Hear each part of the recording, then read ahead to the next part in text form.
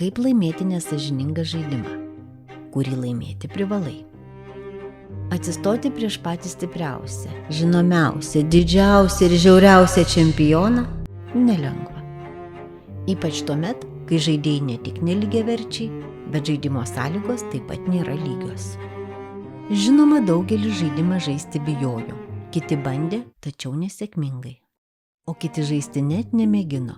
Suvokę, jog laimėti negalės, jie pasirenka kitą variantą – pereiti į priešingą, laiminčiąją pusę. Supranti, jog žaisti pagal šias taisykles yra tolygu pasidavimui, tad pirmasis žingsnis – atkreipti kitų žmonių dėmesį. Jei kažkas sužinos, kad žaidėjas negali laisvai pasirinkti savo ėjimo, turi paklusti sukurtom sąlygom, o nepaklusus dėl to nukentėti, žaidimas gali būti staigiai nutrauktas. Tačiau priešininko ėjimas tai sustabdys. Per daug mačiusios ir klausimų pilnos akys visada gali būti užmerktos, o garsios burnos užčiauptos. Tokiu būdu daug skeptiškų klausimų tikrai nekils. Ir tai reiškia, jog šio žaidimo taisyklės suprantamos ir teisingos.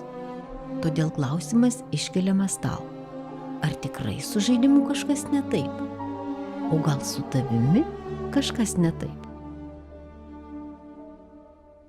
Kiekvienas žaidėjas turi savo silpnybę. Ją tereikia surasti.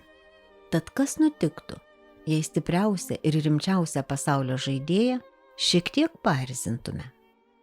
Kuomet žaidimo taisyklės tokios suvaržytos ir visi tavo ėjimai netelpa į normos ribas, imamos kurti naujos taisyklės.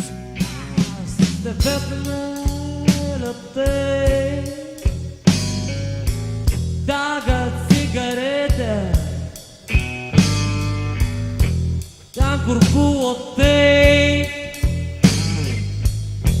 atsirado ne.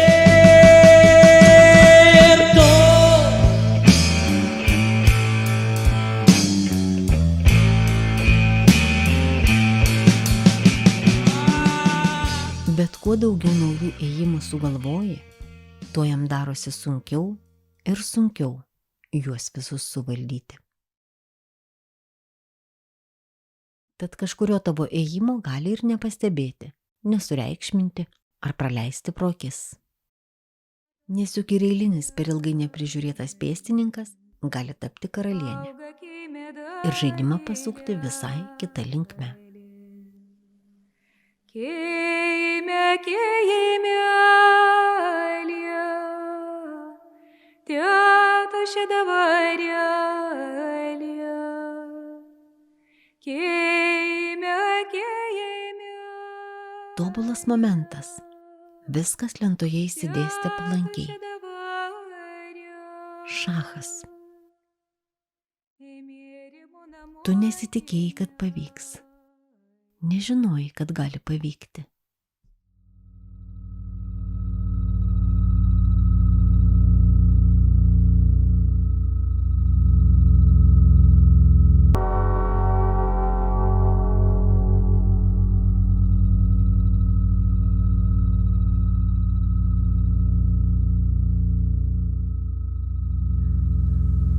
O mes tikėsime Lietuva, tikėsime vieni kitais ir net jeigu užeis naktis, ji nebebus ilga, supuvusi imperija griūva nuo pat viršaus iki pamatų.